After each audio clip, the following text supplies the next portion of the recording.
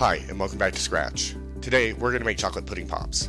If you'd like to support the channel, please like and share this recipe. For this, we'll need 3 eggs, specifically the yolks, reserving our whites for another recipe.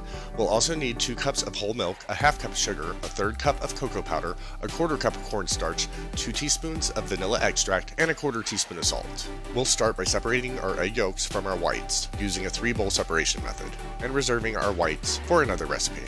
After separating our eggs, we'll whisk together our 2 cups of whole milk, our half cup of sugar, our third cup of cocoa powder, quarter cup of cornstarch, quarter teaspoon of salt, and 3 egg yolks on a cool stovetop until dissolved.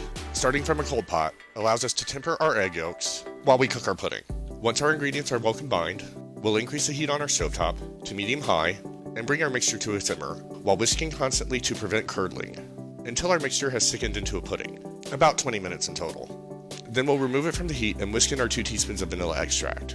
We'll let our pudding cool at room temperature, whisking occasionally to prevent it from drying out, for about 20 minutes before transferring it to a plastic or piping bag with no tip and piping it into our popsicle molds. Tamping down is necessary. Then we'll transfer our filled molds to the freezer and allow our popsicles to chill about 5 hours. And remember, if you like the content, please subscribe.